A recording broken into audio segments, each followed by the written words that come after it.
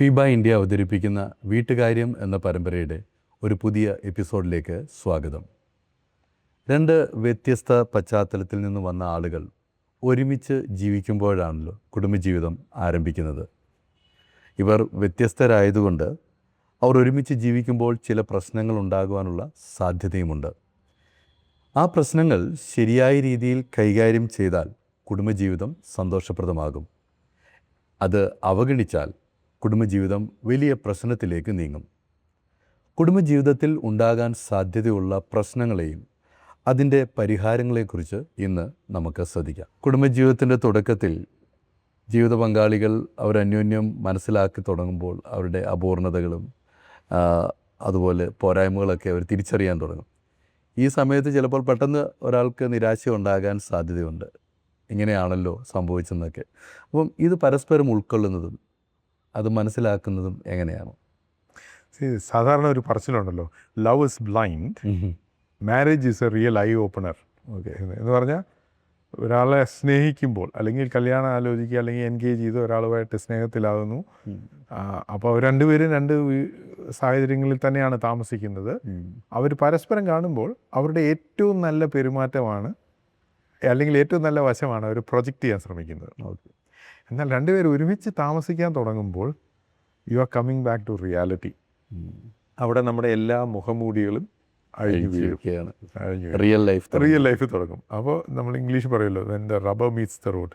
അതാണ് സംഭവിക്കുന്നത്. ഒരാളുടെ സ്വഭാവത്തിലും പെരുമാറ്റത്തിലും ഒക്കെ ഉള്ള ചില പോരായ്മകൾ അല്ലെങ്കിൽ ചില വൈകൃതം എന്ന് പറഞ്ഞുകൂടാ. കാരണം ചില ആളുകൾക്ക് ചില തരത്തിലുള്ള പെരുമാറ്റങ്ങൾ ഇഷ്ടപ്പെടുകയില്ല.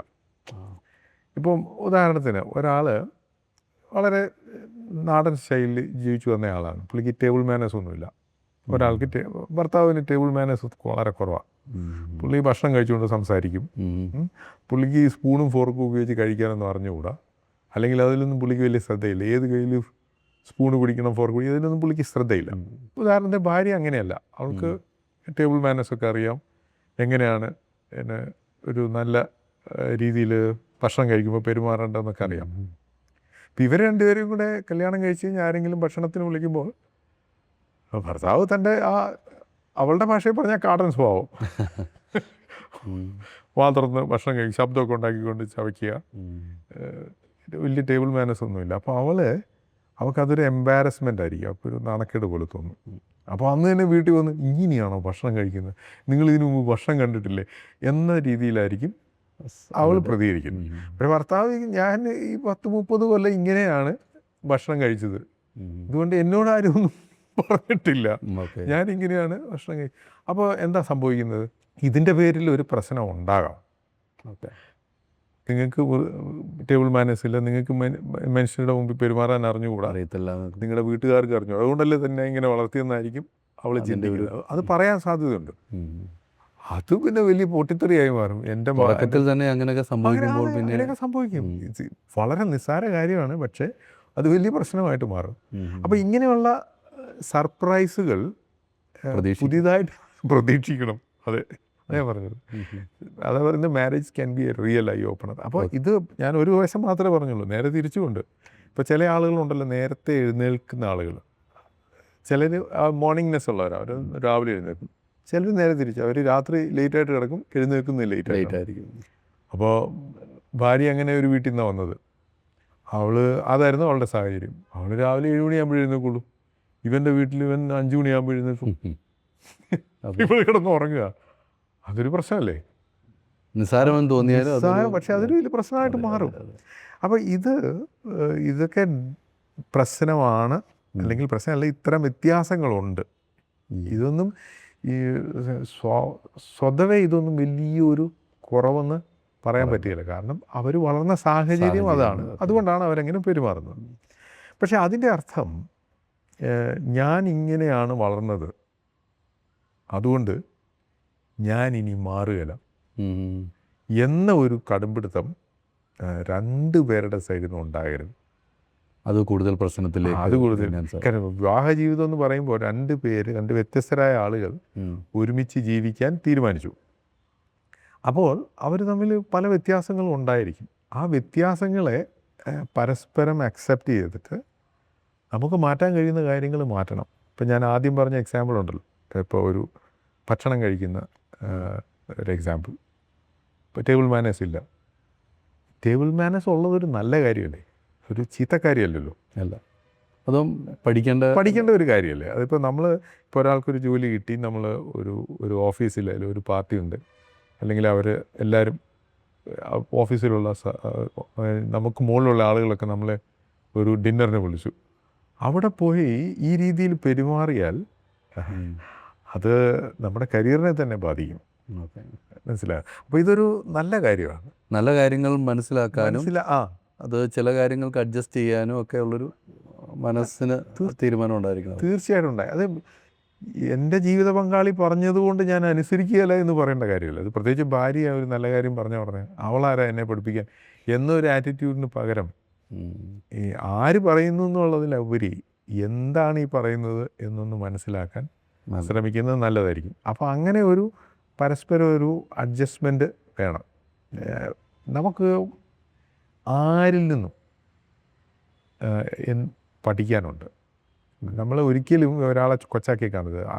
Who is he to teach me, അങ്ങനെ ഒരിക്കലും അവൻ എന്നെ പഠിപ്പിക്കാൻ ആരാ അല്ലെ അവളാരാ എന്നെ പഠിപ്പിക്കാൻ എന്ന ഒരു മനോഭാവം പോഷത്തരത്തിൻ്റെ ലക്ഷണമാണ്.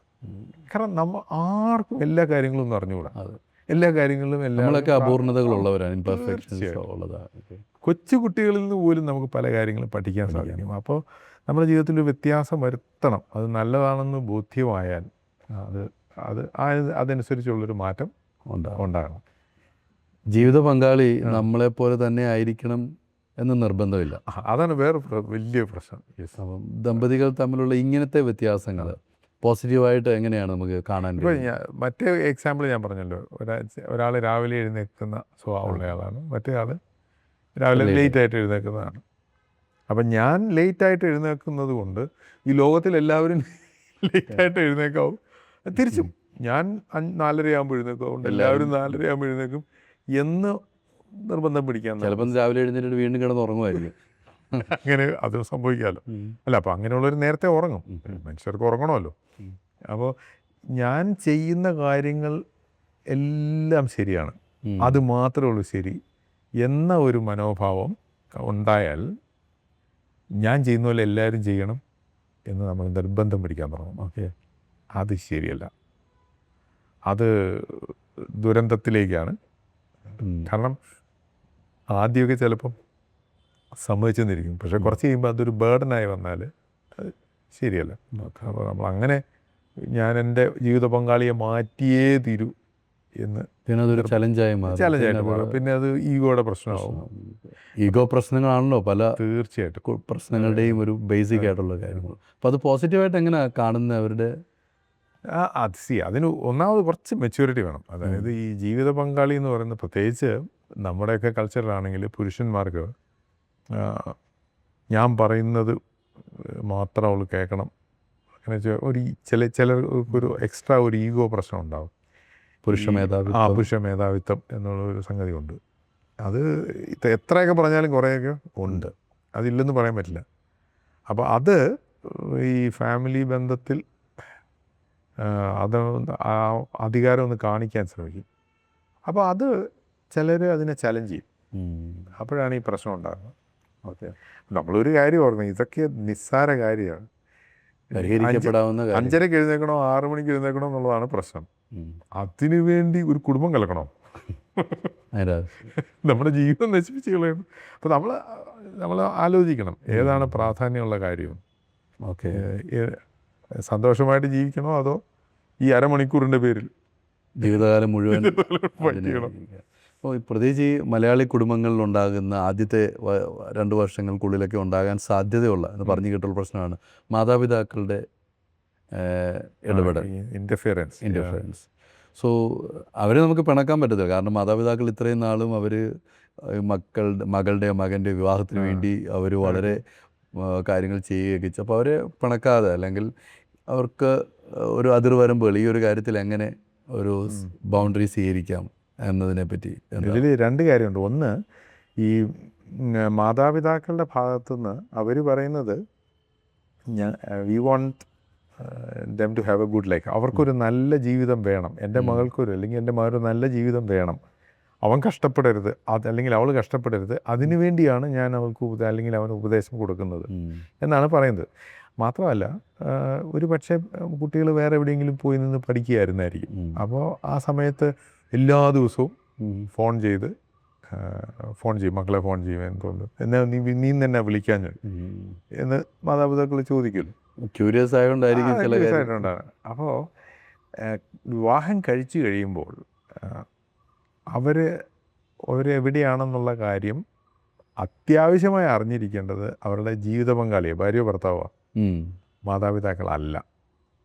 അപ്പം അതിനൊരു വ്യത്യാസം കുടുംബജീവിതം തുടങ്ങുമ്പോൾ ഉണ്ടാകും. അവരുടെ മാതാപിതാക്കളാണ് അവരെ വളർത്തിയത്. പക്ഷേ വിവാഹം കഴിച്ചു കഴിയുമ്പോൾ ഭാര്യ അല്ലെങ്കിൽ ഭർത്താവ് ആയിരിക്കണം അവരുടെ പ്രയോറിറ്റി. അതാണ് അവരുടെ ജീവിതത്തിന് നല്ലത്. അതായത് വിവാഹം കഴിച്ച ആളുകളുടെ ജീവിതത്തിന് നല്ലത് എന്ന കാര്യം മാതാപിതാക്കൾ മനസ്സിലാക്കണം. അവരൊരു സെപ്പറേറ്റ് യൂണിറ്റാണ്. അവരൊരു വേറെ സെപ്പറേറ്റ് യൂണിറ്റാണ്. ഇപ്പോൾ ബൈബിളിൽ ഒരു വാക്യം അത് 5 പ്രാവശ്യം ഏറ്റവും റിപ്പീറ്റ് ചെയ്തിട്ടുണ്ട്. പുരുഷൻ അപ്പനെ അമ്മയും വിട്ട് ഭാര്യയോട് പറ്റിച്ചേരും, ഇരുവരും ഒരു ദേഹമായി തീരും.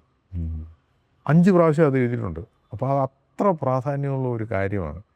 അതായത് ഭാര്യയും ഭർത്താവും അവർ തമ്മിലുള്ള ബന്ധമാണ് ഏറ്റവും പ്രധാനം. അത് കഴിഞ്ഞേ ഉള്ളൂ മാതാപിതാക്കളോ സഹോദരങ്ങളോ കൂട്ടുകാരോ ആയിട്ടുള്ള ബന്ധം.